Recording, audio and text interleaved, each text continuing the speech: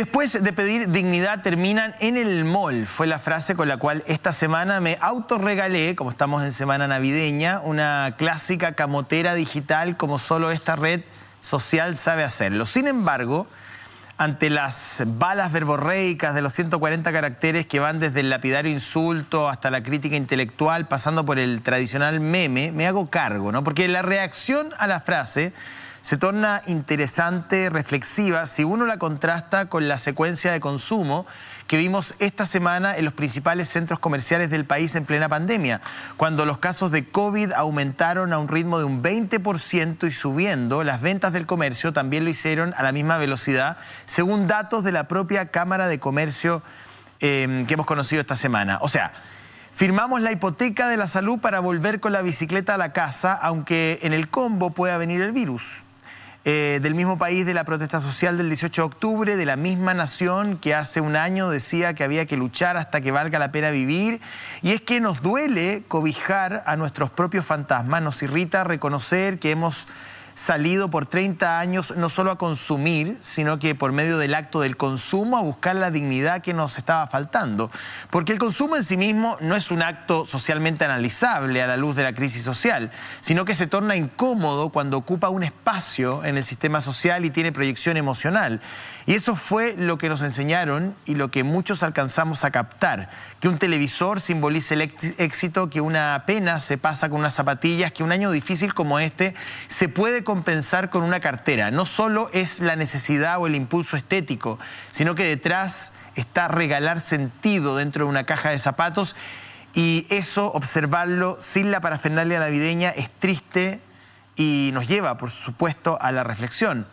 Y también ver los espacios de miseria que se han generado. Pero más miserable aún quienes lo han permitido y lo han utilizado como vehículo de progreso hacia un sistema de éxito donde, sin darnos cuenta, somos nosotros mismos los objetos de consumo.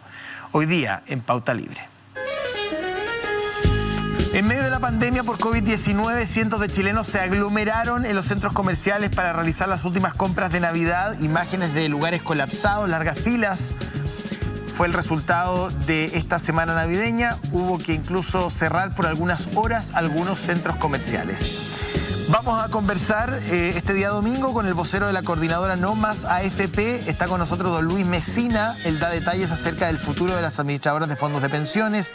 Habla del proyecto del tercer retiro, de su candidatura constituyente, de la triangulación en hábitat y todos los temas que tienen que ver con la reforma al sistema de seguridad social, si es que lo hay, porque para muchos no existe. Y estamos también hoy día recibiendo en nuestro estudio al líder del Partido Republicano, José Antonio Kast. Conversa con el panel de Pauta Libre, le preguntamos sobre las elecciones presidenciales, la evaluación del gobierno, la crisis por la pandemia por COVID-19 y más. Me da gusto que haya venido don José Antonio, porque nos había dicho que éramos sesgados, que él iba a venir cuando tuviera ciertas garantías de pluralismo. Pero bueno, vino. Está bien, lo vamos a tratar con cariño.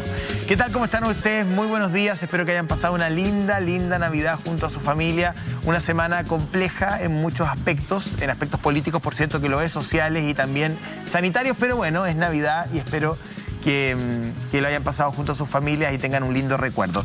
Quiero saludar en esta oportunidad primero a Alejandra Matus. Alejandra, ¿qué tal? ¿Cómo estás? Buenos días. Hola, muy bien. Gracias. Y junto a ella quiero darle la bienvenida a dos excelentes panelistas que nos acompañan hoy día. Nosotros le habíamos contado que había ciertas modificaciones en la dinámica del programa. Van a venir paneles rotatorios de mujeres tremendamente talentosas, profesionales y con una mirada muy particular que vale la pena que semana a semana conozcamos. Está con nosotros en esta oportunidad Paola Berlín.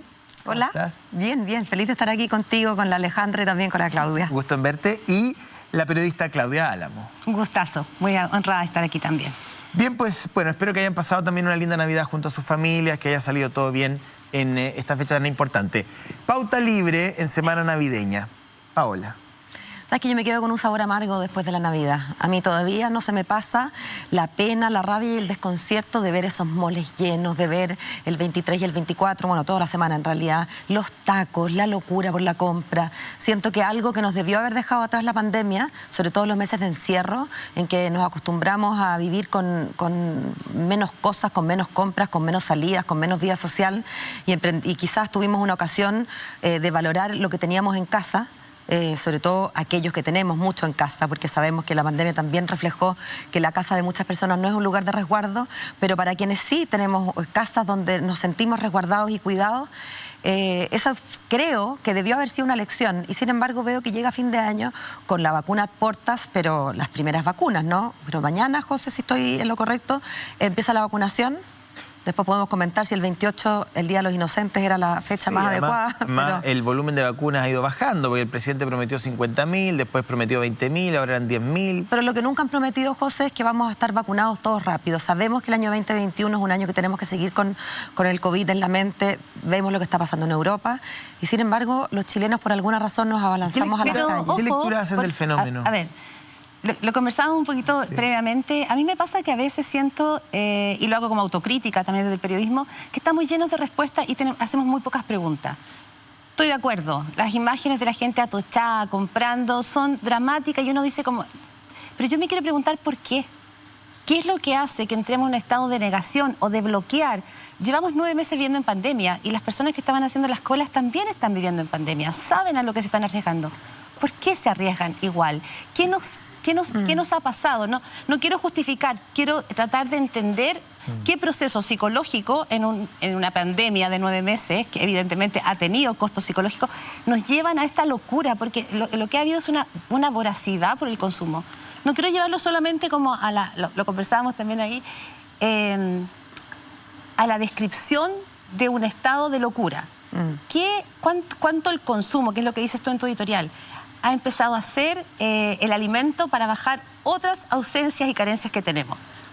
No es para justificarlo, es para tratar de entenderlo como fenómeno. Debe haber ahí una mirada de ese dibujo. Yo no sé si la Alejandra, que tiene la perspectiva incluso de un país que esencialmente consumista como lo es Estados Unidos, nos puede entregar alguna luz respecto de eso. No sé si lo atas al retiro y al giro del 10%, que también en términos, digamos, financieros pudiese haber empujado a la gente de alguna manera a la calle a consumir de esta manera.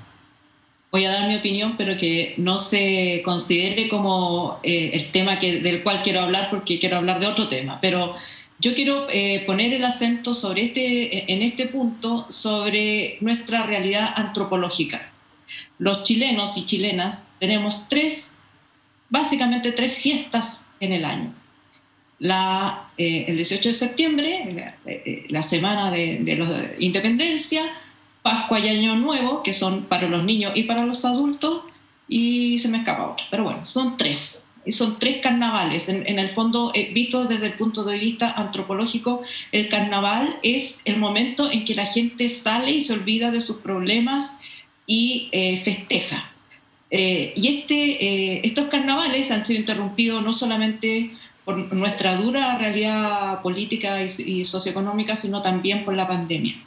Es una práctica muy acendrada en nuestra población hacer regalos. La gente no va a consumir a los moles para comprarse la cartera para sí misma. Va a comprar un regalo.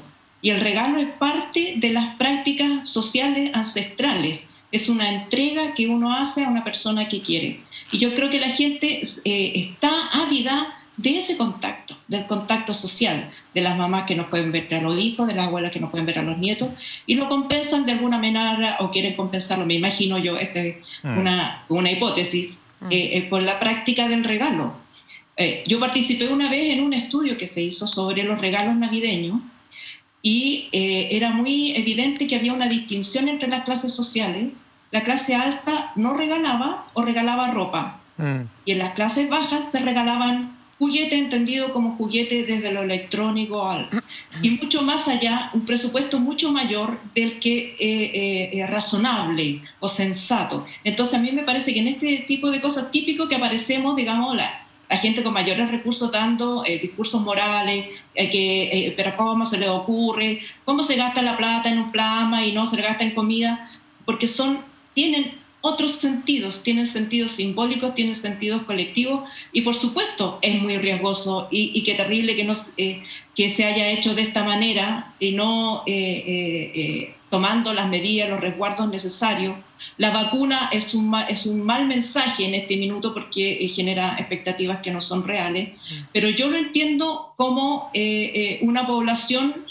Son mecanismos psicológicos, antropológicos que no se controlan con un discurso moral. Pero Ale, ¿no te pasa que el modo pandemia, o sea, esto ha sido una fractura para el planeta? Y el modo pandemia nos ponía todo, a pesar de toda la diversidad cultural y antropológica del mundo, a todos nos ponía en una posición distinta. Recordemos de lo que hablábamos a comienzos del año. Esto nos llevaba a lo esencial, volvíamos a lo simple, se reordenaba. Es que hacer un regalo en Navidad para mucha gente es esencial. Sí, pero no es el consumo.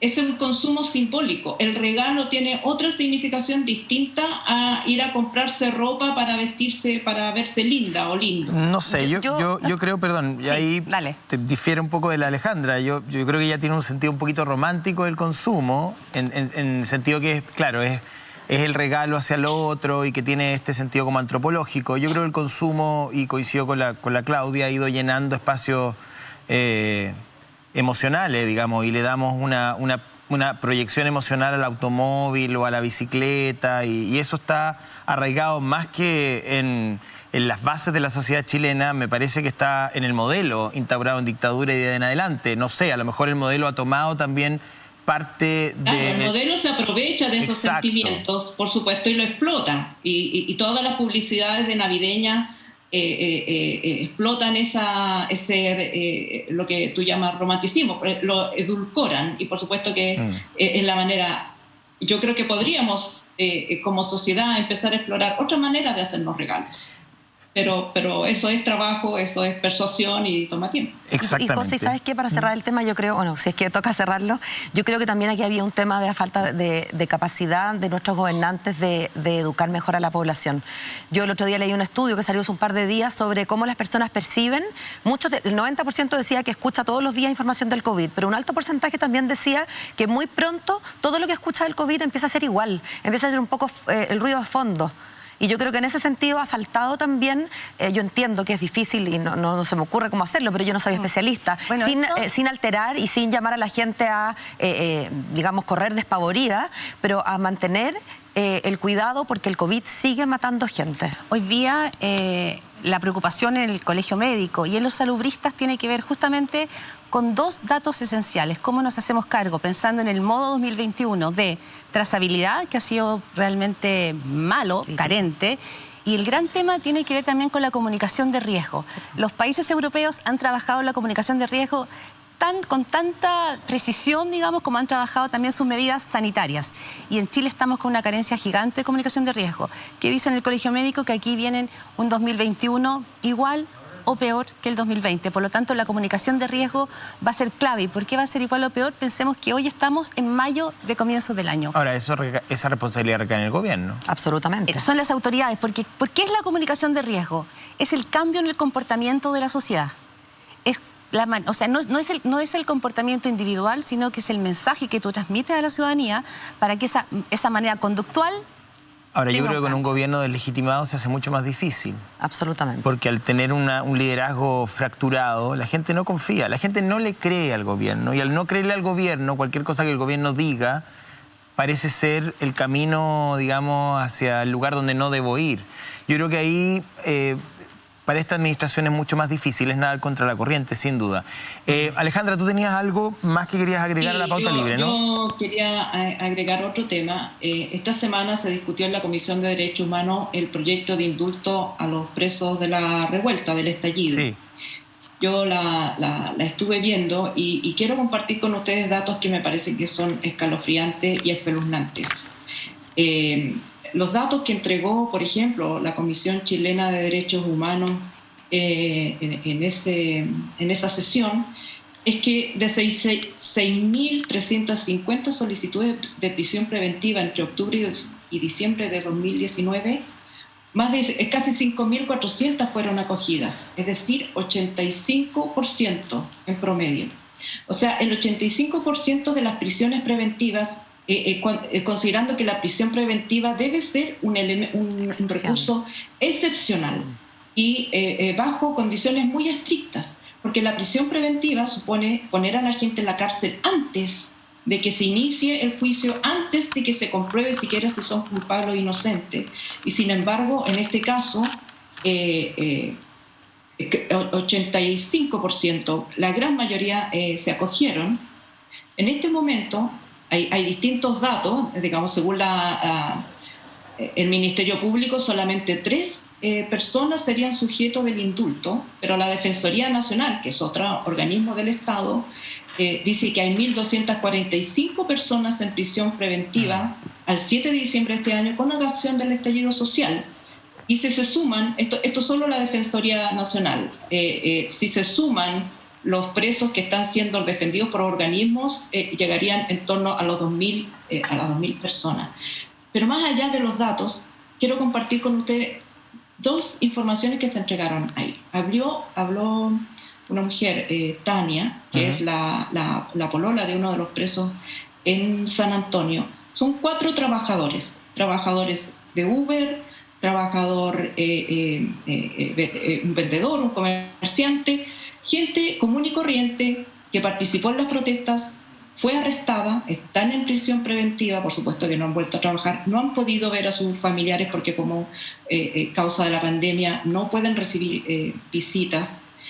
Las pruebas en su contra son una honda, un tarro de pintura y otro objeto similar. Y lo están acusando de delitos terroristas.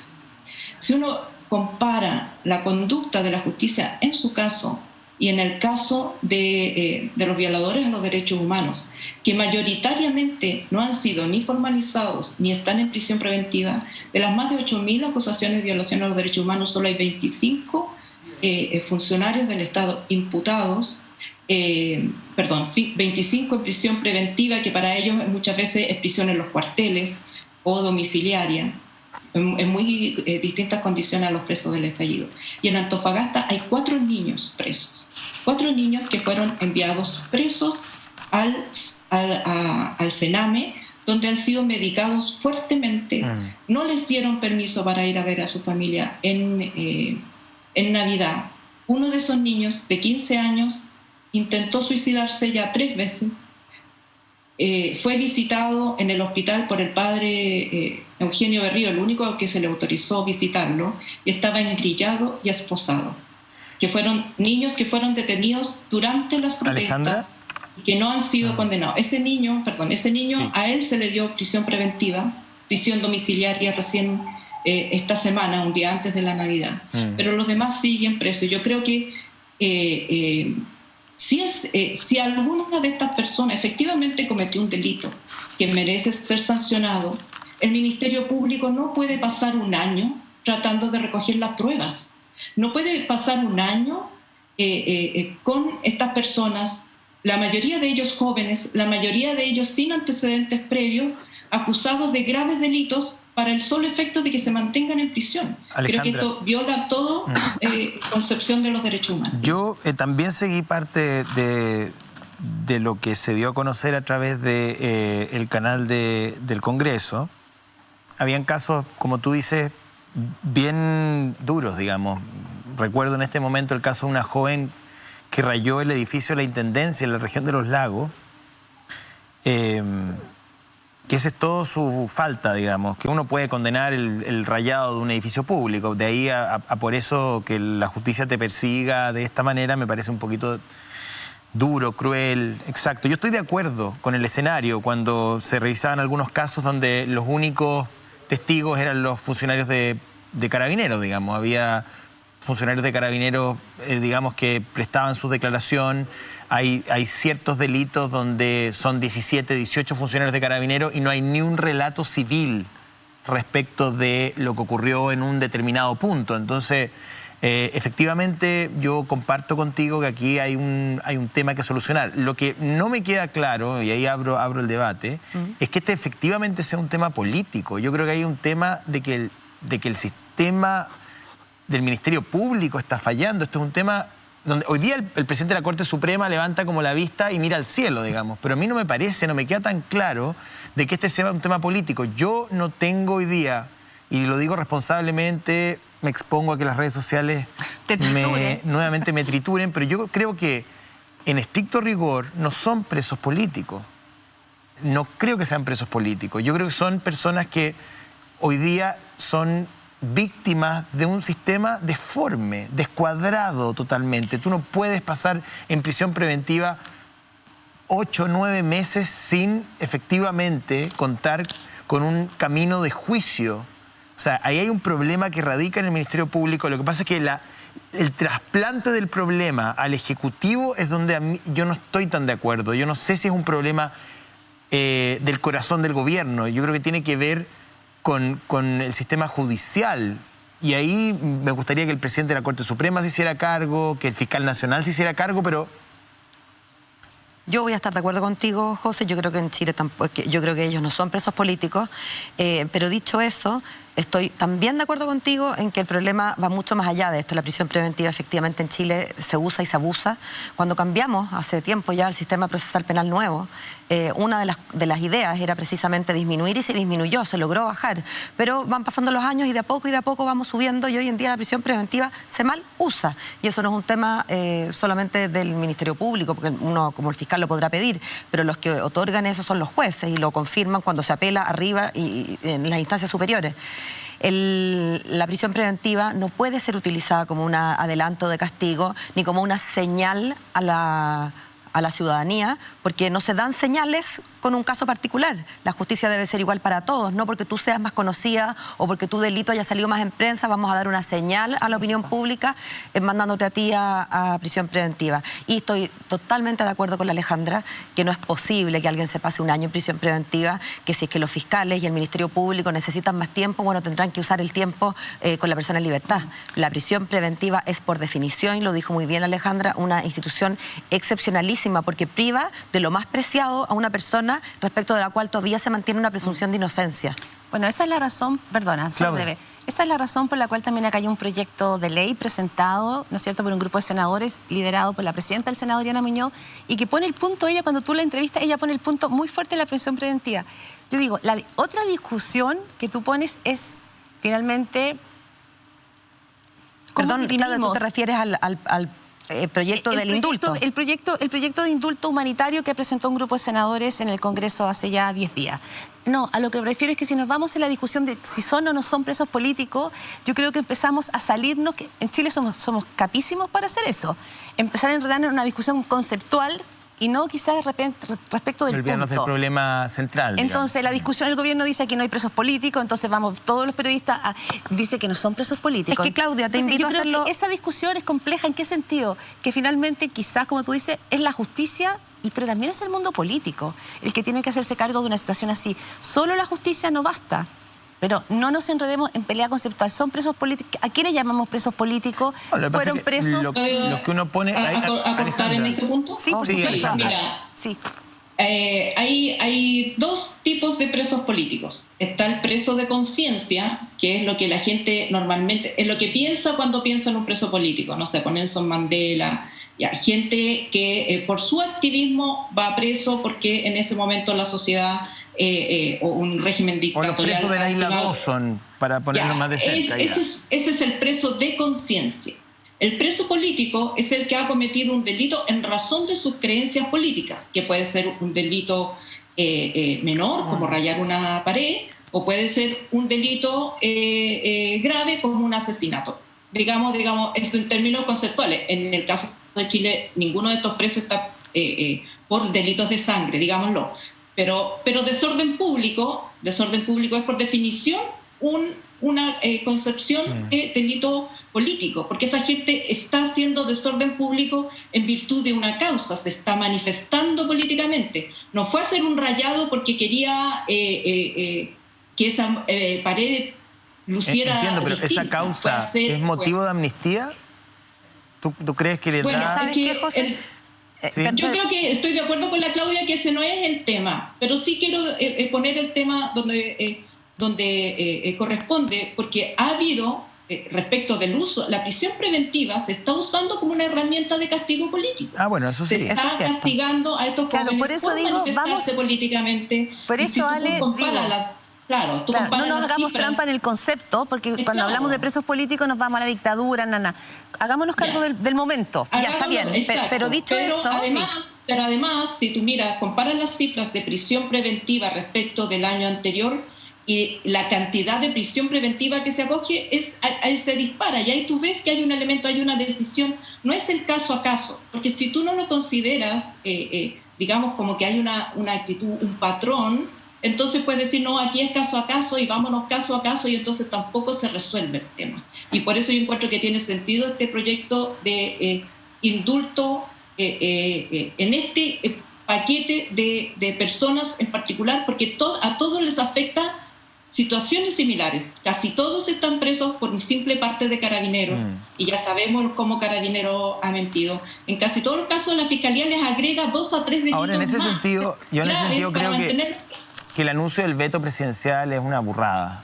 O sea, yo creo que el gobierno el gobierno tiene que reconocer que en el Ministerio Público hay un problema y debería hacerse cargo de que efectivamente, como dice la Ale, puede ser que en muchos de estos casos haya una manipulación política o un castigo político, y al utilizar una herramienta como la prisión preventiva, me parece que ahí el gobierno debe hacerse cargo. El presidente no puede salir y decir, no, esto lo vamos a vetar, aquí no hay ningún problema, cuando evidentemente el Ministerio Público tiene un problema en la aplicación de la norma desde hace muchísimo tiempo. Tenemos que ir a comerciales, pero le doy... Yo lo único que quisiera decir para cerrar aquí... Sí, para que usted conteste... Sí, un segundito.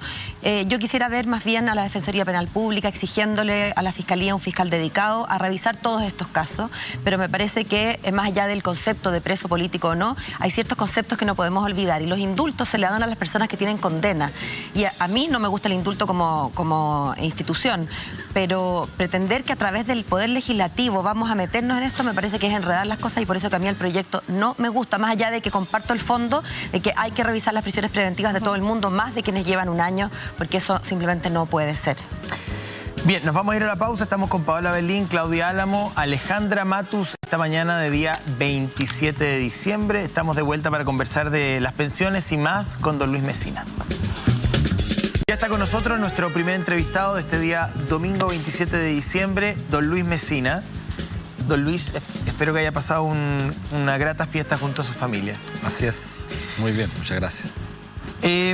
Bueno, antes de entrar en la entrevista, recordarles para todos los viudos de Mónica González o de Mirna Schindler que ellas siguen siendo parte de este programa. ¿Ah? Lo que pasa es que la gente empieza a preguntar, bueno, Mirna y Mónica se han tomado algunas semanas libres, producto del fin de año, tenían algunas vacaciones pendientes, pero regresan en la temporada 2021. Van a estar junto a Claudia, a Paola, a Paula Molina, a Alejandra Matus y otros nombres también que ustedes van a ver pasar por este panel de mujeres periodistas. Bien, vamos a partir, don Luis, un diagnóstico de los retiros. Eso es lo que me gustaría conocer. ¿Qué diagnóstico usted ha hecho del proyecto de primer retiro, del proyecto del segundo, del proyecto del tercero? ¿Cree que van en la dirección correcta? ¿Cree que las AFP se han notado un punto en términos de imagen pública o no? Bueno, primero respecto del primer retiro, que nuestra coordinadora, después de un largo debate el 7 de abril, cuando estábamos en medio del confinamiento, le enviamos una carta al Congreso solicitando una ley express de forma tal pedir o permitir que la gente pudiese acceder a un porcentaje del retiro con el propósito de enfrentar las contingencias de la crisis. Dado que a esa fecha no veíamos una política pública que resolviera el tema del confinamiento. ¿Antes del proyecto de Mulet? 7 de abril, casi al unísono. Tuvimos conversaciones con Jaime Mulet. De paso, creo que hay que precisar bien también quiénes son los que presentan los proyectos, ¿eh? La petición la hace la coordinadora y Mulet la recoge, y con un grupo de diputados son los que la llevan adelante. Finalmente se concreta el 15 de julio, cuando se vota mayoritariamente por el primer retiro. ¿Qué ocurrió con ese primer retiro? El 27,4%, y esto es relevante para quienes nos escuchan, porque permanentemente se habla de cifras, pero creo que hay que ser bien ajustado a la realidad. Estos son los datos oficiales de la superintendencia que después los pueden constatar, comprobar quienes nos escuchan. Antes del retiro, el 27,4% de las personas actualmente afiliadas tenían menos de 1 millón de pesos. 27,4. Es decir, con el primer retiro quedaron sin un peso. A un 30%. Claro. Redondimos en el tercio. Exacto. El segundo retiro va a provocar, según los datos que tenemos nosotros, 44 a 46%. En esos rangos más o menos va a quedar el porcentaje actual de afiliados. Estamos hablando de 11 millones que van a quedar sin un solo peso. Ya, la mitad. Para ir redondeando y que la gente tenga una idea de la dimensión de... ¿Y qué nos plantea eso? El 87,4%, antes del primer retiro, el 87,4% tenía menos de 20 millones de pesos en sus cuentas de ahorro. Entonces, con ese monto ahorrado de las personas, lo que están autofinanciando es una pensión cercana a los 80.000 pesos. Y ocurre, se da un fenómeno concreto. Durante mayo, junio, julio y agosto, la mitad de las mujeres que se han pensionado, la mediana, ha obtenido pensiones por debajo de los 35.000 pesos. Eso es lo que pueden autofinanciar las mujeres. Entonces estamos frente a un tema que ha sufrido un colapso gigantesco, y lo que uno hubiese esperado es que el gobierno hubiese tomado la ofensiva después de perder el primer retiro del 10%, de forma tal avanzáramos realmente a un debate a fondo sobre un nuevo sistema público de pensiones. No parece razonable seguir enredado en esta discusión absurda, a juicio nuestro. Decíamos un tercer retiro, un cuarto, un quinto retiro. Bueno, con el fallo del Tribunal Constitucional, esto pone un punto de inflexión en el tema. Hay que esperar a leer el fallo. Exactamente, hay que esperar qué es lo que va a decir, cuáles son los fundamentos, además de este fallo que además nos plantea un problema político bastante grande. Pero lo que sí es efectivo es que este es un sistema que ha colapsado, y no porque lo digamos nosotros, son los hechos irrefutables. Porque el ahorro que logra la gente acumular, dado el nivel precario de salarios, no permite autofinanciar una pensión. La propuesta que hemos hecho nosotros, y que es una propuesta que se sujeta a las normas o a las sugerencias señaladas por la OIT, por los organismos internacionales, de avanzar hacia un 18% de contribución en un plazo gradual, mitad a los trabajadores y mitad a los empleadores, permite mejorar las pensiones y establecer en un plazo de 5 años, una pensión mínima universal igual al ingreso mínimo, que hoy día está en 326.500 pesos.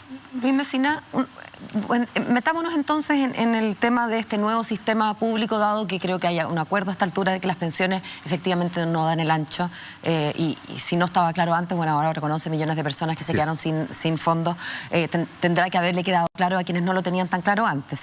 Dicho eso, yo quisiera que usted me cuente en qué país se lleva adelante un sistema como el que ustedes proponen, con un 18, un 19, con un porcentaje de esa envergadura dividido por mitades entre el trabajador y su empleador, y que funcione. Este sistema de reparto o este sistema mixto que ustedes proponen, ¿dónde podríamos mirar para copiar un buen ejemplo? Ok, lo primero que hay que decir es que no hay sistemas de pensiones, sistemas previsionales perfectos. No hay en el mundo. Todos los sistemas previsionales en el mundo enfrentan las contingencias derivadas del cambio demográfico, el envejecimiento de la población, etc. Pero la mayoría de los países, y digo, esto es relevante también para el debate, toda Europa tiene sistemas públicos de pensiones. No hay ningún país en Europa que tenga un sistema privado de pensiones. La gran mayoría tiene sistemas de reparto, y algunos han incorporado un componente de capitalización. Suecia, Dinamarca, Holanda. Pero las 4 economías más poderosas de Europa, que están entre las 7 economías más ricas del planeta, Alemania, Francia, el Reino Unido e Italia, tienen sistemas puros de pensiones. Y esto es relevante porque la gente debiera informarse un poco. Sistemas puros, ¿qué significa? Que las contribuciones de los activos financian las pensiones de los pasivos. ¿Cuál es el problema? Que el flujo de ingresos no es suficiente para pagar las pensiones de los pasivos, entonces entran en los déficits. La pirámide está descuadrada. Está descuadrada, y además la productividad en los 4 países que usted nombra son productividades que no tienen nada que ver con la nuestra. Estamos de acuerdo, pero miremos países que están en el sur de Europa. España, Portugal tienen sistemas públicos de pensiones donde los déficits fiscales son el gran problema para esos países. Por lo tanto, nosotros, nuestra propuesta, una propuesta de un sistema moderno de pensiones, un sistema público, y cuando digo público quiero también precisarlo, es un sistema que no es privado, no es estatista como majaderamente se persiste en señalar, porque nosotros somos contrarios a estas concepciones estatistas.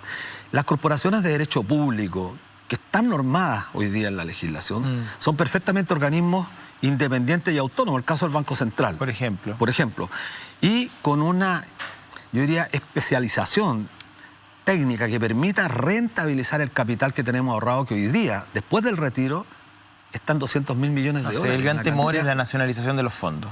Exacto, pero la nacionalización tiene un componente, yo diría, que intenta generar una interpretación peyorativa del concepto, estatización, expropiación. De eso no hay absolutamente nada. Lo que nosotros estamos planteando es un sistema parecido, incluso que no es idéntico al sueco.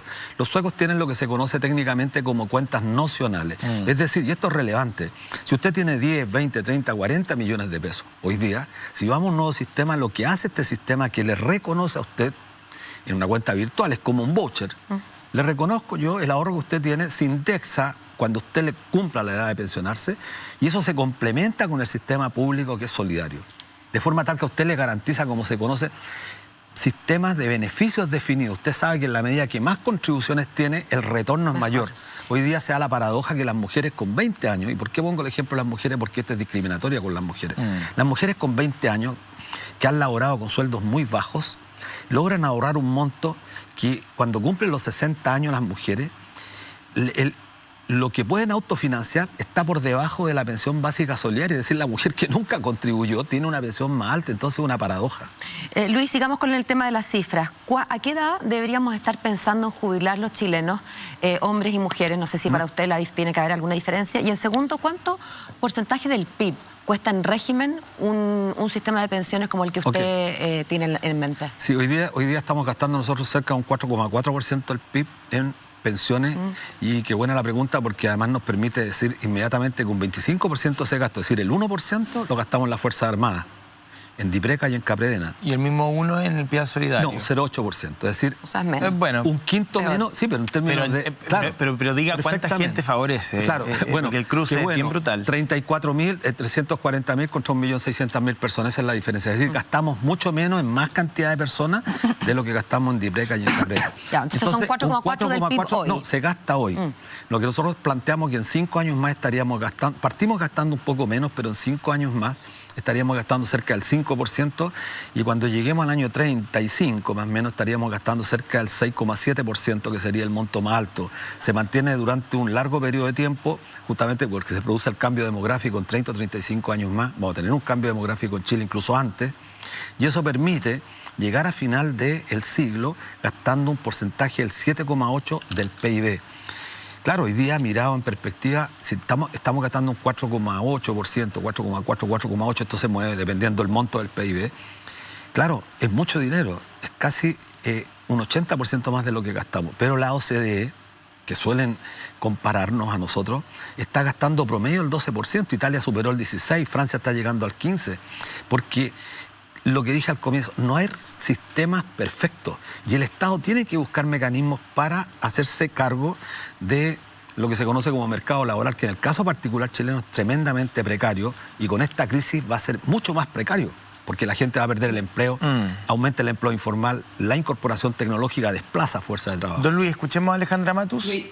Luis, una de la promesa o más bien de los eslóganes que suele sacar a lucir el sistema de AFP es que no se ha perdido ni un peso, que la rentabilidad, que el fruto de las pensiones en realidad es resultado de las enormes rentabilidades que el sistema de administración concede, y que dentro de todo, a pesar de las críticas que se le hacen, es un sistema honesto.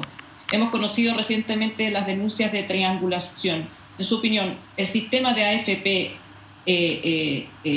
tiene áreas oscuras de abuso del uso de los fondos, o es un sistema que está mal estructurado nomás? Mire, qué bueno que lo han hecho bien. ¿Se imaginan ustedes si lo hubiese hecho mal? Porque la AFP, eso es lo que nos han permanentemente señalado, que lo han hecho muy bien en materia de rentabilizar el capital ahorrado por los trabajadores. Si hoy día la mitad de las mujeres está sacando pensión autofinanciada por debajo de los 35.000 pesos y la pensión promedio está alrededor de los 180.000 pesos para personas que han logrado acumular durante 30, 35 años, imagínense, lo hubiese hecho mal. Pero la pregunta es pertinente porque nos permite observar la rentabilidad, porque las AFP se defienden señalando que han hecho una muy buena función obteniendo rentabilidad del capital ahorrado. Pero veamos lo que son las cifras, porque estamos a 40 años de la implementación y la promulgación del Decreto Ley 3.500. 40 años, entonces nos permite evaluar por 4 décadas. La primera década, la rentabilidad total del fondo alcanzó el 12,6%. La segunda década el 10%. La tercera un 6,6%. Y esta década vamos en el 4%. Es decir, la tendencia, pero es considerable. Y es bueno también la pregunta porque nos permite señalar algo que es relevante. Un punto menos de rentabilidad en 30 años implica un 25% menos de pensión. Y si la perspectiva es que vamos a tener rentabilidades del capital por debajo del 3%, en el mejor de los casos digo, porque si la rentabilidad está asociada a los rendimientos de las economías reales, podremos todos estar de acuerdo que si el PIB mundial va a crecer o no va a crecer o va a estar bajo cero, entonces la perspectiva es que las rentabilidades del capital van a ser bastante inferiores. En consecuencia, no podemos hacer descansar un sistema de pensiones solamente en la rentabilidad del capital. Es fundamental pasar a un sistema público que considere otros aspectos que son relevantes, porque además el ahorro de las personas en este país donde, también creo que es relevante decirlo, el 50% gana, según los últimos datos, menos de 410.000 pesos. Y el ingreso mínimo está en 326.500, es decir, estamos prácticamente llegando el 50% de los chilenos a obtener un ingreso que es casi igual al ingreso mínimo. Estos son los datos, yo diría, irrefutables que los defensores del sistema ya no pueden debatir. Y es por eso que nosotros también lo hemos dicho con mucha fuerza. Aquí hay gente que descansa en defender esto con claros conflictos de intereses. Con claros conflictos de intereses. Los exministros de Hacienda de este país, exministros de Economía, expresidentes del Banco Central, que son los que van permanentemente a exponer en la Comisión de Hacienda, de Trabajo, de la Cámara Baja, del Senado, nos encontramos permanentemente con ellos, pero tienen graves y profundos conflictos de interés. Respecto a la pregunta que hace Alejandra, ahí cabe preguntarle por el presidente de la República. Pero evidente, entonces nosotros creo que tenemos que avanzar más aún en un marco de un proceso constituyente. Yo diría sincerar las cosas. Mire, las AFP, cuando se sepa realmente lo que han hecho, AFP Provida particularmente, ha cometido faltas que son gravísimas. Ellos han sido descubiertos en una estrategia comercial para impedir y denegar las pensiones de invalidez. Eso la comisión de investigadora lo develó. Entonces, es está un libro de Mauricio Weibel también. Bueno, Mauricio... Y perdona, y estuve en un reportaje antes del Clinic. Bueno, Alejandra... Porque el reportaje lo hizo Benjamín Miranda. Crédito para el Clinic cuando Alejandra está en la dirección. Cuando amerita.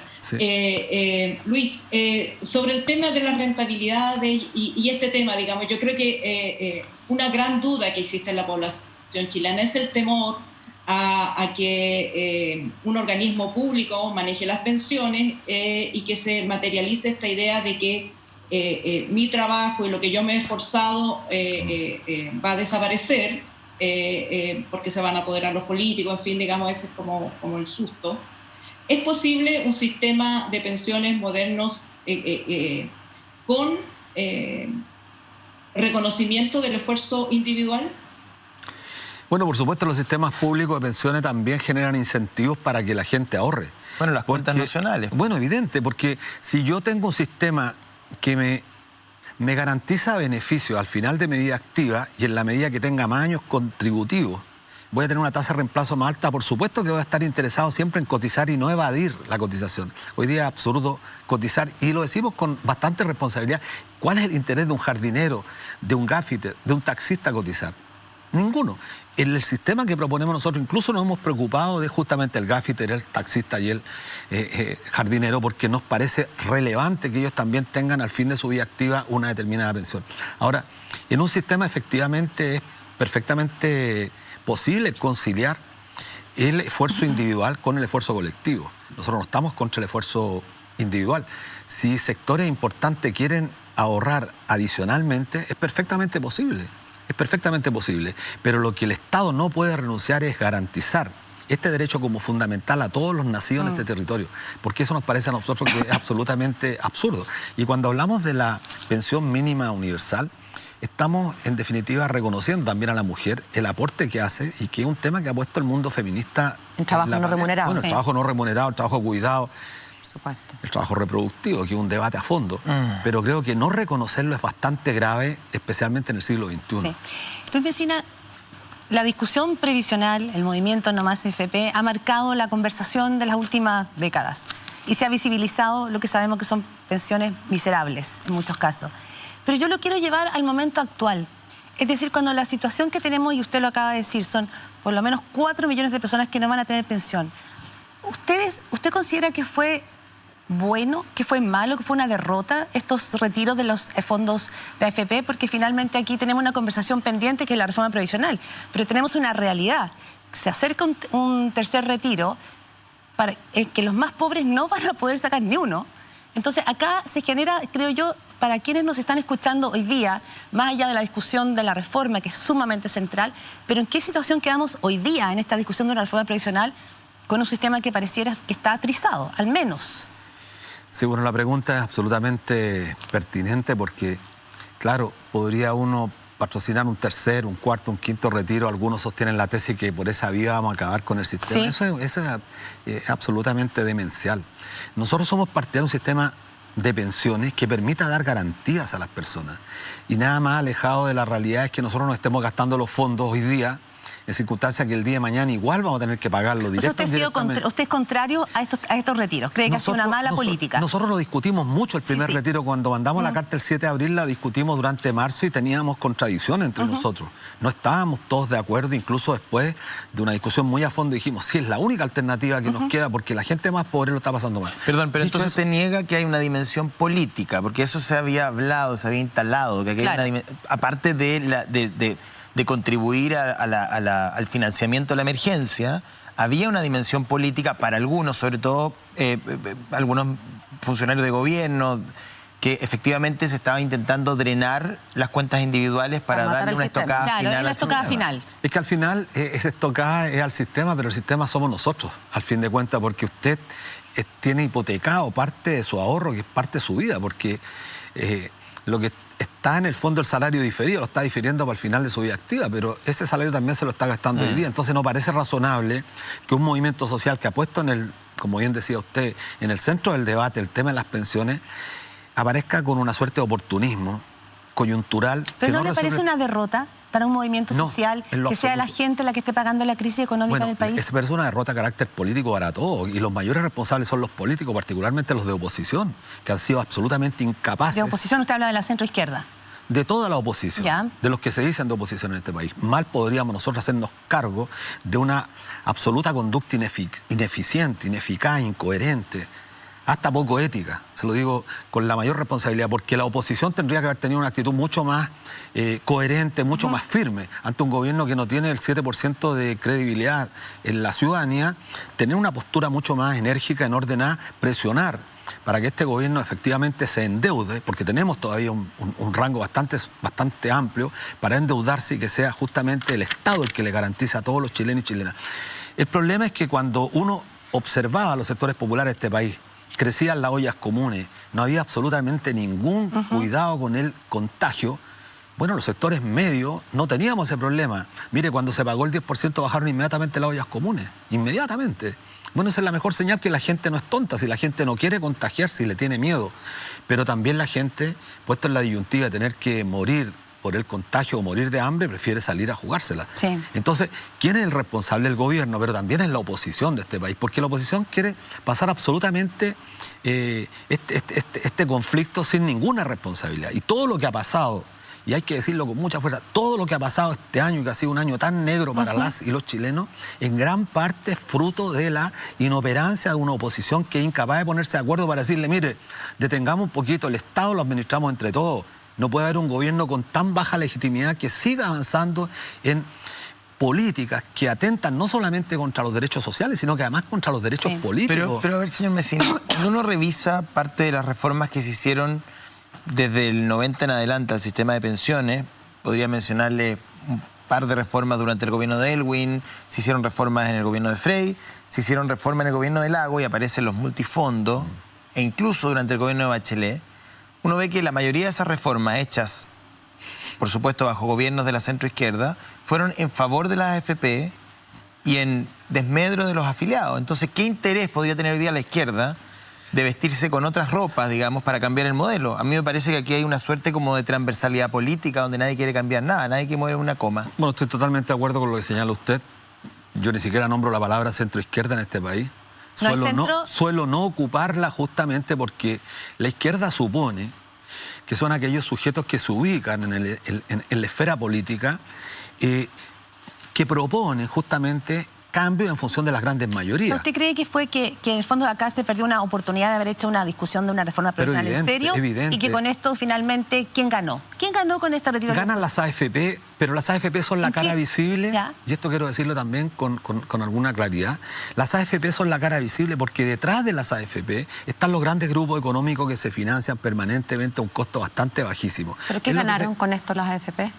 Las Además AFP, de bueno, aparte están ganando, para el 900 millones de pesos diarios están ganando las AFP este año, cuando todos los chilenos, la gran mayoría de los chilenos está pasándola más o menos mal. Sí, pero no es que estén ganando a propósito de los retiros, digo. No, con el retiro tú pagas deuda y favorece, digamos, a las mesas de dineros de la banca. O sea, el retiro... Lo que pasa es que cuando tú indexas el mercado financiero a las platas de los chilenos, efectivamente hay un círculo virtuoso para quienes están detrás de ese mercado. Si la verdad es que el diseño, y Pinochet no era ni un tonto, porque cuando uno revisa los apuntes de la comisión y los apuntes, digamos, de la comisión donde se discutió esto y las palabras de José Piñera y las respuestas de Pinochet, ahí uno se da cuenta que efectivamente el general Pinochet tenía claro de que era peligroso indexar el mercado financiero de capitales a el sistema de pensiones y por eso decide mantener el sistema de reparto de las Fuerzas Armadas y de orden. Entonces, aquí nos metieron un gol. Aquí nos metieron un gol. Pero hay que señalar a propósito su pregunta. Piense usted que con este 10%, que fueron cerca de 17.000 millones de dólares puestos en las manos de las personas para destinar la gran parte al consumo, bajó la morosidad del sistema financiero, es decir, hubo más liquidez del mercado financiero. No hay ningún país del planeta, ninguno, que durante este año haya puesto en las manos de los habitantes el equivalente al 5,5% del PIB, ni Alemania ni Estados Unidos. Entonces, ese circulante en la economía generó, bueno, lo dijo uno de los grandes fondos de inversiones, Scotiabank, que la economía con esta inyección se detenía en casi 3 a 4 puntos. Eso lo dijeron los organismos internacionales. Entonces, bueno, va a ir Alejandra Matus, pero cortito, vale, antes de que entres tú, complementando un poco lo que dice Luis, ahí yo estoy de acuerdo con usted, don Luis Mesina, no puedo hacer una pregunta, la verdad que siento que su análisis es bien lúcido, y a la pregunta de Claudia, con toda la descripción de la disminución de la morosidad y el aumento de la liquidez y el aumento, bueno, las ventas navideñas, ¿no? Un 20% más que el año pasado, ¿por qué el gobierno se iba a oponer al retiro? Claro. Y yo lo planteé en este mismo programa.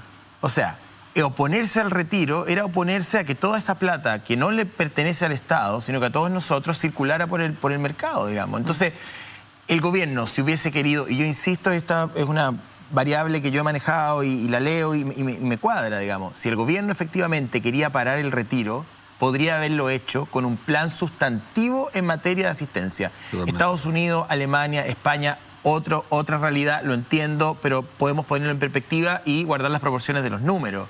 Pero si el gobierno tenía la convicción de que era una política pública tan brutal y tan nefasta como lo sostuvo durante 8 o 9 meses, no, o sea, es ridículo que hayamos terminado con un proyecto del gobierno duplicado. No, claro. O sea, es que no tiene ningún sentido. Entonces, lo que me hace pensar a mí es que el gobierno, entre gato y medianoche, siempre quiso el retiro. Totalmente de acuerdo. Alejandra. Luis,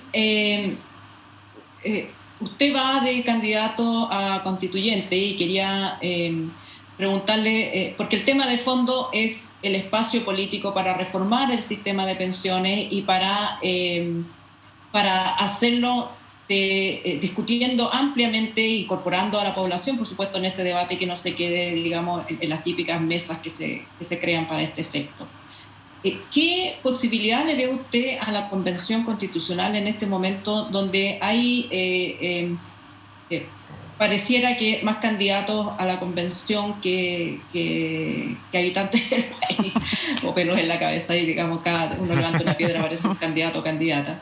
que está bien, digamos, habla bien de la participación, pero es poco claro cuáles van a ser, cuál va a ser el resultado final de cómo se constituye esa convención constitucional. Usted hablaba hace un rato de los partidos y la oposición que habían tenido una conducta oportunista en este periodo. ¿Ve lo mismo hacia la convención constitucional y qué espacio le ve en esa convención a establecer finalmente que haya un sistema de protección social como los chilenos anhelan? Sí, bueno, estamos a 10 días hábiles de la inscripción. ¿Y qué hemos observado? Que hay solo dificultades para el mundo independiente. Yo soy un candidato independiente, pero no somos independientes neutrales, somos independientes comprometidos con la lucha social. Yo particularmente en el tema de la seguridad social. Y así hay mucha gente del mundo ambientalista, del mundo feminista, del mundo de la educación. Y encontramos solo trabas, porque para lograr juntar los patrocinadores a través de la plataforma del CERVEL es francamente una cosa impresionante lo complejo que es.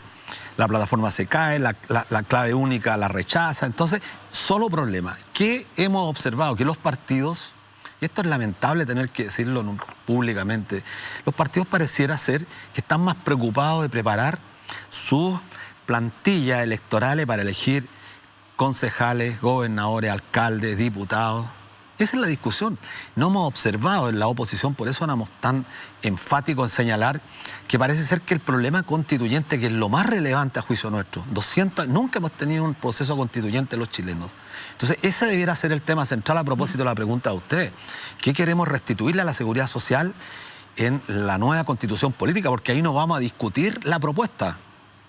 No vamos a ir a la propuesta se va a desarrollar en una ley específica, pero sí tenemos que garantizar que la constitución política, actualmente está en el numeral 18, el numeral 19, el 18 del 19, y la diferencia sacando una palabra prácticamente ya cambia todo, porque está igual que la salud, garantizada en la constitución política, el que el Estado garantiza estas prestaciones, pero la trampa está en que lo dice a través de organismos públicos o privados. ¿Pero eso se concreta en realidad? Porque quien viene después de usted, José Antonio Kast, probablemente opina distinto. Va a decir que garantizar en la Constitución no significa mucho. No, yo estoy de acuerdo. Sí, pero hay una trampa, porque cuando en la Constitución política del año 80 se estableció que organismos privados podían garantizar ciertas prestaciones vinculadas a los derechos sociales, inmediatamente preguntémonos qué significa que esté lo privado, que está el lucro.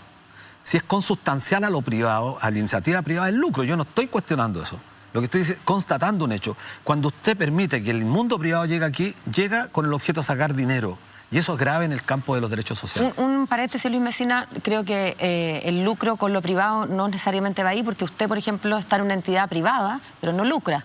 No necesariamente el lucro tiene que ver con lo privado, pero no quería quedarme en eso, quería solamente hacer un apunte respecto de una declaración suya a propósito de la Convención Constituyente, que era una posibilidad de, bueno, si está ahí toda la potestad, se cierra el Congreso y listo. Lo dijo hace varios meses, causó mucha polémica, y ahora que faltan 10 días, como usted dice, creo que es importante su declaración. Bueno, viene José Antonio Kast, porque ¿quién más ha despotricado con la actual institucionalidad del Congreso? Ha sido justamente la derecha más extrema, pero no solamente la derecha extrema. Han sido también sectores de derecha que han señalado que este Congreso, bueno, lo han dicho, este es el peor Congreso de la historia, yo lo escucho permanentemente. Pero lo dicen también la opinión pública con un 2% de aprobación. Pero mire, entonces qué coherente lo que dije yo, que en un proceso constituyente, como iniciativa, lo planteé en términos potenciales, que en un proceso constituyente, y creo que ustedes van a estar de acuerdo conmigo, estamos en un proceso constituyente donde estamos redactando una nueva Carta Fundamental. En el mismo periodo se van a elegir autoridades, senadores por 8 años. ¿Qué pasa si esta instancia democráticamente coincide en que tenemos que tener un Congreso unicameral? ¿Cómo vamos a tener instituciones que van a tener una duración, un mandato por 8 años? ¿A quién responden? Entonces nos parecería más razonable pensar, yo digo pensemos, cuál es la mejor propuesta en un Congreso que está absolutamente deslegitimado, que tiene costos gigantescos. ¿Usted piensa en la constituyente como un Congreso paralelo? No, yo pensaría que probablemente lo que habría que hacer es que las autoridades se elijan por un periodo concreto, como pasó en Perú, por 11, 12, 13 meses. Perfectamente es posible que lleguemos a un acuerdo que estas autoridades, porque no van a tener mucha legitimidad, Porque piensa usted si llegamos a un acuerdo... ¿Ah? Perú hoy día en su sistema político y constitucional no es ejemplo para nadie. No, estoy de acuerdo, pero... Solo para hacer el punto, pero la verdad es que cuando usted me dice Perú, yo me voy la espalda, porque hoy día, la verdad... de los congresistas que están por un periodo determinado. Okay. Entonces yo perfectamente podría decir, mire, usted es senador de la República, lo eligen en el mes de noviembre del próximo año, y la Comisión Constituyente la Convención Constitucional lleva 5 meses operando. ¿No le parece más razonable que para que tenga legitimidad elijamos todas las autoridades 6 meses después o 5 meses después? Ya, pero eso es distinto entonces que cerrar el Congreso de golpe el día que en abril estén constituyéndose. Claro, fue sacada de contexto, pero en realidad el fondo, el trasfondo que planteo yo ahí es absolutamente razonable pensarlo. Y en un proceso democrático creo que no hay que tener juicios previos o prejuicios. Creo que es perfectamente en un proceso constituyente que usted pueda plantear todos sus puntos de vista. Nosotros tenemos varios puntos de vista y esperamos tener a lo menos un porcentaje cercano al 10% de los constituyentes que sean provenientes del mundo social, de forma tal que defiendan la propuesta de las grandes mayorías. Bien, don Luis, muchas gracias. Que pase un buen fin de año. Le regalamos como regalo de Navidad, gentileza de Penguin Random House, Tierra del Fuego, de Pascal Engman. Muchas gracias. Una lectura para este verano. Gracias. Vamos a la pausa y estamos ya de vuelta con José Antonio Kast, candidato del Partido Republicano y Más Pauta Libre. Bien, le damos la bienvenida a don José Antonio Kast, que está con nosotros. Esperemos que haya pasado una linda Navidad junto a su familia. Feliz Navidad, don José Antonio. Igualmente, y muchas gracias por la invitación. Bien, si lo habíamos invitado, pero usted nos acusaba de que teníamos sesgos, nada. Caben todos. Por favor. Todos caben. Y queríamos tener, especialmente en esta oportunidad, su mirada y su diagnóstico de la realidad política, porque se acerca la inscripción de candidatura, está la lista constituyente, viene su aspiración presidencial también. Se ha acelerado un poquito luego de la salida de Bordes del Ministerio de Defensa y de Sichel de Banco Estado, la carrera por la moneda. La primera pregunta es esa. Me gustaría introducirlo allí. ¿Ustedes sienten que se le pone presión a la candidatura presidencial una vez que ya se van sentando definiciones en la centro derecha? ¿O ustedes manejan un calendario paralelo? Es que nosotros nunca hemos mirado lo que hacen otros para determinar cuál es nuestro itinerario a seguir. Cuando partimos con la idea de constituir el partido, bueno, se dieron ciertas oportunidades que nosotros tomamos, salimos adelante de manera que no fue fácil, tanto por la violencia como por la pandemia. Siempre hemos dicho que ojalá todos sinceren su posición presidencial y por eso hemos planteado una y otra vez que sería bueno que Joaquín Lavín se defina si va a ser candidato a alcalde o candidato a presidente. Me parece bien que Desbordes haya tomado la decisión de dejar el ministerio y no contaminar con política un ministerio técnico. Me parece bien que Sichel tome la decisión de dejar el Banco del Estado. Lamento que se haya usado tanto el Ministerio de Defensa como el Banco del Estado provisoriamente para darle cabida a eventuales candidatos presidenciales. Yo hace un par de días le pregunté al exministro de Defensa si estaría dispuesto a una primaria de Kast a Kast, poniéndome en un escenario absolutamente de ficción. Y me lo negó rotundamente. Yo me quedé un poquito como... Porque lo negó, o sea, dijo, no creo que sea posible. ¿Usted también lo desestima? A ver, yo en eso tiendo a compartir más con Mario Desbordes, así como no hemos compartido otras opiniones, por ejemplo, en el tema constituyente, que seguramente vamos a conversar, donde creo que sí es necesaria la unidad, y lo hemos planteado desde el 26 de octubre. En las primarias, uno podría preguntarse al revés. ¿Por qué nosotros, desde el Partido Republicano, si es que yo fuera el candidato, debiéramos de estar en esa primaria si ellos mismos no tienen tanto interés en que estemos? Entonces, a mí ya me tocó ir a primera vuelta. Me tocó hacer el ejercicio de desplegarme por Chile, llegar a ese casi 8%, y el día en que no salí electo, tomar una decisión importante, que fue ir a apoyar a Sebastián Piñera, frente a lo que nosotros decíamos que iba a ocurrir, pero no nos creían, que iba a tener un mal resultado electoral en esa primera vuelta. ¿Cómo fue? Porque sacó un 36%, nosotros casi el 8%, y juntos nos superaba la oposición de ese momento, pero la energía que nosotros pudimos traspasarle, que habrá sido poca, más lo que hizo Felipe Kast, más lo que hizo Manuel José Osandón, permitieron que Sebastián Piñera se impusiera en la segunda vuelta. Sí. José Antonio Kast, antes de que entremos en la conversación constituyente, que es muy relevante, escuchándolo ahora pensaba, bueno, usted ganó ese 8% en un país que probablemente hace 3 años atrás era otro país. Este es un país en el cual el próximo presidente va a tener que llevar adelante una nueva constitución. Usted estuvo por el rechazo. El 80% del país estuvo a favor de una nueva constitución. ¿Cómo podría usted representar un país en que usted fue el rechazo, una posición muy minoritaria, sorprendentemente minoritaria? ¿De qué manera usted se hace cargo de esa diversidad de un país que instaló ese 80% no solo en una nueva constitución, sino que también en el órgano que tenía que redactar esta constitución? ¿Cómo podría ser representativo su discurso, su postura? La política no es estática. ¿Ah? La política no es estática. Por eso. Las personas van cambiando, ¿no es cierto? ¿Usted ha cambiado? Así como Sebastián Piñera obtuvo un triunfo importante, Michelle Bachelet en su momento obtuvo otro triunfo importante. Claro. Y ambos salieron muy mal evaluados de sus gobiernos. Y la ciudadanía cambió de un momento al otro. Y queda mucho tiempo de aquí a que tengamos una nueva constitución. Esto no fue una elección política, o sea, no fue 80 izquierda, 20 derecha, porque Lavín, Desbordes, Osandón, Felipe Kast estaban por el apruebo, Longueira estaba por el apruebo, ¿no es cierto? Sí. Un gobierno paralizado que no tenía opinión supuestamente, pero estaba por el apruebo. Por lo tanto, yo creo que no está todo dicho. Y de hecho, nosotros al día siguiente de reconocer una derrota dura, dura porque 22%, para que no nos quiten el 2%, sí, ya, perfecto. Es duro, pero al día siguiente estábamos trabajando. Y nosotros seguimos creciendo como partido, como colectividad política, y creo que tenemos grandes opciones de hacer un buen papel presidencial y tener una muy buena representación parlamentaria.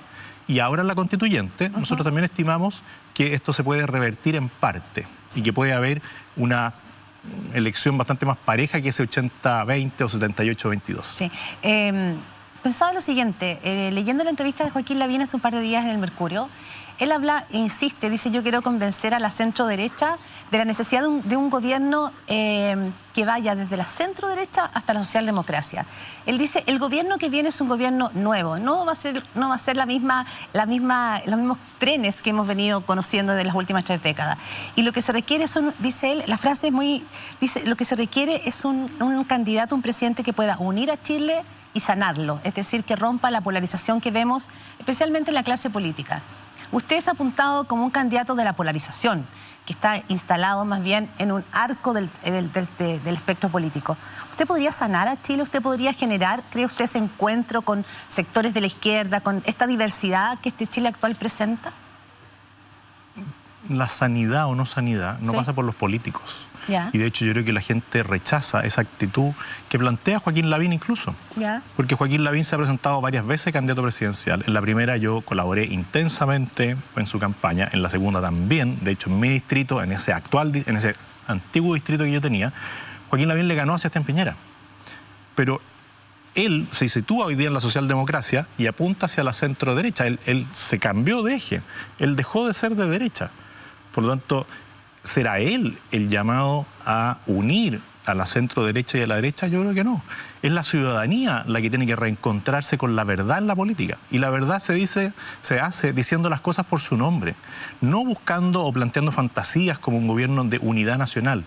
Joaquín Lavín podría ser un gobierno de unidad nacional con el Partido Comunista, con el Frente Amplio, con Hugo Gutiérrez, con Carmona, con Tellier. Es decir, esas personas lo que buscan es derrocar al actual gobierno, salirse del eje democrático, y él va a sanar eso. Yo creo que no hay posibilidad de sentarse en la misma mesa a conversar con el Partido Comunista. ¿Usted no le cree a Joaquín Lavín? No, y cada vez estoy más distante de él. O sea, si usted fuese candidato y tuviese que salir a hacer lo mismo que hizo con Sebastián Piñera, apoyar, y pongámosle, por ejemplo, que fuese Joaquín Lavín el candidato, usted se resta. Hoy día, ¿sí? En las condiciones que estamos hoy día, yo me restaría.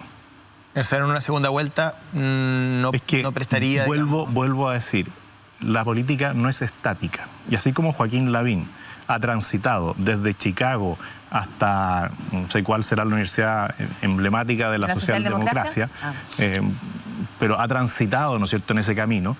Bueno, en alguna de esas, él vuelve al redil, y vuelve a hacer las cosas como corresponde, y si él se comprometiera a hacer ciertas cosas, pero de verdad, no con una palabra que no se cumple, como lo ha hecho lamentablemente en algunos temas de su programa el actual presidente, bueno, uno puede reevaluar, pero claramente hoy día, si ustedes me dicen hoy día, si la segunda vuelta fuera mañana y yo hubiese perdido hoy día, yo me restaría esa campaña. Alejandra. José Antonio, sí. Algunos de sus adversarios de su propio sector señalan que usted hace política atacando y no proponiendo. Yo quisiera preguntarle, si usted fuera candidato a la presidencia, ¿cuál es su propuesta política para Chile? ¿Cuáles son los 3 ejes centrales de su propuesta política y por qué usted no la vino? Lo primero, diría yo, es el tema de la seguridad ciudadana, que estamos desbordados, y esto es algo que yo he planteado siempre, y a los únicos que yo ataco... Y la derecha es una cosa común también en los partidos de derecha. Ha sido una propuesta común de los partidos de derecha, decir, una la cosa seguridad es la ciudadana. propuesta, y otra cosa es lo que uno va a hacer, porque el que planteó que le iba a poner término a la puerta giratoria es el actual presidente. Yo nunca he dicho eso. Yo he dicho que hay que cambiar ciertos criterios de cómo uno enfrenta la política pública en contra del narcotráfico, del terrorismo y la delincuencia y la inmigración ilegal. Y tengo muchos ejemplos de las cosas que se han hecho mal y creo que hay que cambiar. El segundo aspecto es el tema sanitario, salud. Claramente en Chile hay un tema en la prestación digna de salud, que no pasa necesariamente por el cambio de la Constitución, pasa por una calidad en la gestión. Y puedo dar muchos ejemplos de Arica a Magallanes, de hospitales, CEFAM, consultorios, donde con una buena gestión las cosas mejorarían mucho. Y además es una preocupación adicional porque, producto de todo el tema de la pandemia, todas las cirugías, ¿no es cierto?, que no eran esenciales fueron postergadas. Por lo tanto, todo lo que son listas de espera, auge, quedó todo postergado y solamente se ha incrementado el tema de déficit en atención de salud. Y el tercer punto que yo creo que va a tomar cada vez más relevancia es el tema laboral. Claramente con la crisis social, la crisis económica, tenemos una situación muy compleja desde el punto de vista del trabajo. Me encantaría decir 4, porque el cuarto creo que también es fundamental después de este año, es el tema de educación. Porque claramente la desigualdad va a aumentar luego de que durante un año los niños no tuvieron ninguna posibilidad de tener clases presenciales y muchos de ellos estuvieron quizás 1 hora al día solamente conectados vía internet para recibir algo de enseñanza. Entonces, 3 temas principales: el orden, el Estado de Derecho; segundo, el tema sanitario; tercero, el tema laboral, económico; y cuarto, el tema educacional, para volver a ponernos en el mismo punto de partida. Ya, muchos partidos mencionarían esos 4 temas, tal vez en distinto orden, pero mencionarían la misma agenda. El tema es, ¿qué haría usted en educación, por ejemplo? ¿Cree en la educación pública o insistiría en el mismo modelo actual? ¿Qué haría con los presos de Punta Peuco? ¿Les daría amnistía o mantendría las causas por violación a los derechos humanos? ¿Qué haría en educación? ¿Invertiría más recursos del Estado o ahondaría en un sistema privado? A ver, en el tema de educación, claramente la ciudadanía en algún momento eligió qué tipo de educación quería. Y por eso la educación particular subvencionada creció tanto en comparación con la educación pública. Si nosotros además comparamos lo que se gasta en la educación pública versus la educación particular subvencionada o la educación privada, los niveles de inversión son bastante parecidos.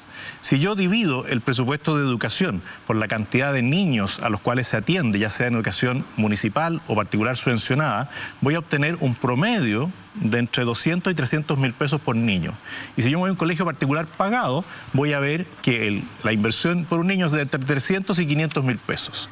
Y la diferencia en la calidad de la educación es bastante importante. Por lo tanto, yo creo en un sistema mixto. Creo que cuando hay un buen prestador de servicio educacional municipal, se debe mantener. Y pongo como ejemplo el municipio de Paine, donde el alcalde es Diego Vergara. Si hay un buen sistema de educación particular subvencionada, que cobra entre los 10.000 y los 80.000 pesos de mensualidad, más lo que puede ser el 15% de alumnos vulnerables, más las becas, más otros beneficios, creo que tiene que haber libertad para que los padres elijan el proyecto educativo, y no creo en el sistema único nacional educacional que quiere imponer una izquierda. Respecto del tema de Punta Peuco que usted me pregunta, yo siempre he sido muy claro: yo quiero que se aplique la ley. Aquí no hay igualdad ante la ley frente a los beneficios penitenciarios, por ejemplo. Hay beneficios penitenciarios para los que están en Punta Peuco y para la población de los reos comunes. No creo en que la justicia tenga que ser venganza. Y si usted me dice que René Orozco, que murió en la cárcel con demencia senil, merecía estar en la cárcel, yo creo que es un error. Yo creo que nadie merece morir en la cárcel. Y si tuviera que avanzar en el tema de prisión, arresto domiciliario para mayores de 75 años, lo haría. Si tuviera que indultar a una persona que está con una enfermedad terminal, lo haría. Si tuviera que darle beneficios penitenciarios a alguien que ha cumplido con todos los requisitos que cumple cualquier otro, lo haría. Si tuviera que dictar una ley de indulto por tema COVID para las personas que están en Punta Peuco, lo haría. Cosa que lamentablemente el actual ministro de Justicia no ha hecho. Si tuviera que dictar una ley... Faltó, perdón, salud. Sí. ¿La salud sería pública o sería privada? A ver, el mismo ejercicio que le hago en el tema de la inversión por niño, si lo hacemos y tomamos el presupuesto de salud y lo dividimos por los beneficiarios del sistema de salud público, nos va a dar una situación bastante parecida con la prestación de salud privada. Entonces, lo que requiere salud es mejor gestión. Y de nuevo, creo que es bueno poner ejemplos. Si nosotros vemos cómo está la salud, por ejemplo, en Chiloé, y vemos el hospital de Ancud, el hospital de Castro, el hospital de Quellón, nos vamos a dar cuenta que lo que se requiere, uno es mejorar la infraestructura, pero mejorar la gestión. Son lugares bastante pequeños, con poca población, hay que decir. Bueno, vámonos entonces al Hospital San José, que también lo conozco. Yo en algún momento recorrí todas las urgencias, no todas, casi todas las urgencias de los hospitales de la región metropolitana. Y el colapso se produce en la urgencia. Vámonos al Hospital El Pino o vámonos al Hospital Barros Luco, que fue mencionado, ¿no es cierto?, en algún momento como colapso total en el tema de la pandemia. Bueno, vámonos al Barros Luco y veamos cómo mejoramos la gestión del Barros Luco. Veamos cómo mejoramos la gestión del Hospital El Pino.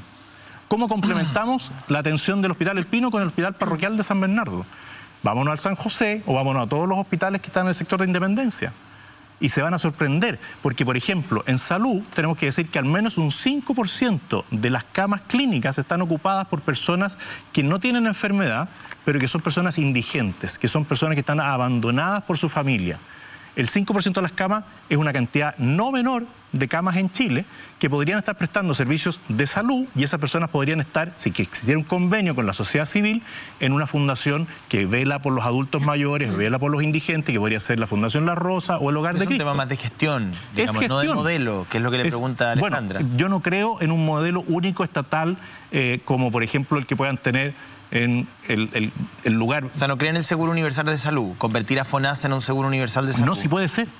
Puede ser una propuesta... Bueno, yo eso no lo discuto, pero cuando me dicen, mire, el único prestador de salud va a ser el Estado, yo arranco de eso porque veo lo que han hecho en Venezuela, donde tiene una constitución maravillosa en el texto, bueno, y nadie tiene salud. Ya, pero hablar del Estado no es siempre hablar de Venezuela. Bueno, hablemos de Argentina. Hablemos de Inglaterra. Hablemos del Reino Unido. Hablemos de Inglaterra. ¿Qué es lo que hacen en Inglaterra cuando alguien va a tener un bebé, una guagua? Bueno, lo atienden 3 días y para la casa. Hablemos de Inglaterra, hablemos cómo lo hacen en Inglaterra, hablemos del colapso. En Chile también se van 3 días las mujeres a la casa. Depende si es por cesárea o parto natural. Pero perdón, pero ¿cuál es el problema en que una mujer con cesárea, entiendo que son 4, con bueno, veamos parto normal? el proceso completo, veamos cómo es la atención antes del parto, veamos cuál es el seguimiento. Pero no es satanizar por defecto al Estado como administrador de algo.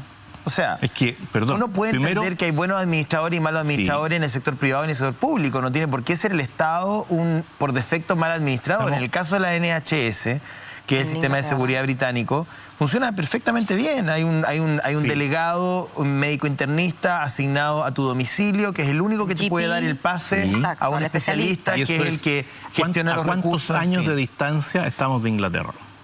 Porque estamos hablando de Chile. Entonces te ponen un ejemplo. Es como la típica mirada de decir, yo quiero ser como Australia. Pero tampoco yo quiero ser como estamos Nueva a 2 años de Venezuela también, José Antonio. Entonces, esa ¿A cuántos lógica... años estamos de Argentina? No, pero ¿a cuántos años estamos de Venezuela? O sea, si vamos a usar la lógica de no se me pase para allá, bueno, yo le pido no se me pase para acá. Y entonces no nos comparemos ni con Venezuela ni con el Reino Unido. No. Lo que pasa es que nosotros estamos en Latinoamérica.